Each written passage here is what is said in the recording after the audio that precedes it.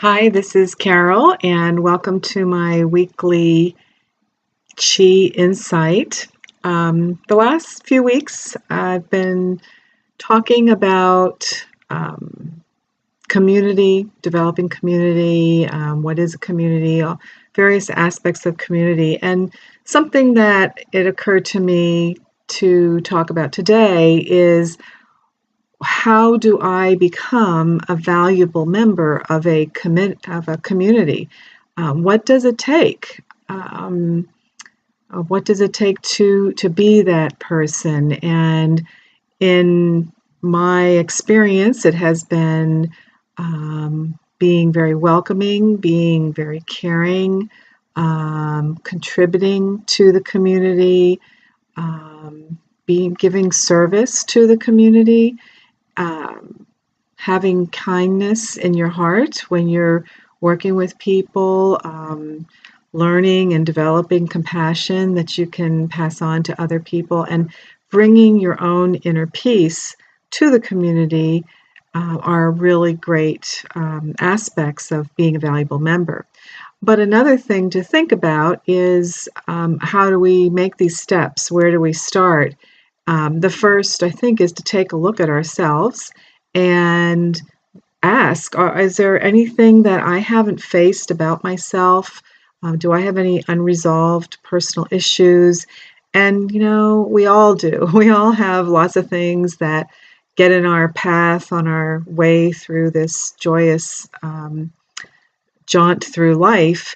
But if we're carrying something from the past, it will get in our way and will make it difficult for us to be a valuable member. So, working on oneself, however you can do that. And for me, I found, over 40 years ago, my first introduction to all of these concepts was through yoga and then also through meditation. And I am a certified yoga teacher, although I don't teach yoga. My teacher in Florida, Joanne Evans, always said, "Carol, your teaching of yoga is through feng shui." And I love the concepts of yoga, and I do like to bring them into the world of feng shui. So, learning to meditate, practicing yoga, learning to center yourself is real important to being a valuable community member. And resentments, if you have any resentments, we're only here for who knows. We may be here tomorrow, we may not be. But if we're carrying resentments, it affects our cells, it affects our bodies, our mind, our spirit. And so, really asking yourself, is it necessary to hold on to a resentment, or is it easier to let go? It doesn't mean that you have to be in that person's life every day, but let them go, and then your load will be lighter and you'll have room for more people to bring into your joyful surrounding. Learn to have compassion, not only for others, but for yourself. If you bring compassion to the table, you will find that you can be much more valuable to yourself and to other people.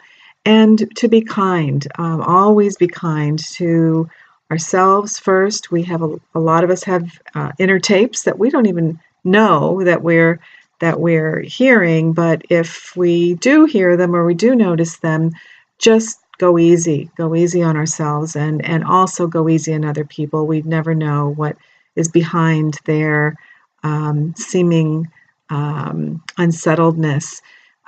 It's been my experience that feng shui has shown me ways to clarify things in my life, to clear the path, to being a better person, to being a better community member. And so I always highly recommend that you take a look at your own surroundings and notice if anything's out of place, in the way, preventing you from being a kind, compassionate community member. So that's it for today. I hope you have a great week ahead, and please stay tuned for more each week at 4 p.m. on Facebook. You'll see my my weekly Chi Insight, and on Fridays, 7 a.m., you will see my weekly blog, and once a month on the 15th, you'll see my monthly newsletter, and all of that comes through Carol Cannon Group. Whether you are looking at .com or on the Facebook pages, you'll find more there. And I wish you all a wonderful, peaceful week ahead. Thanks for checking in.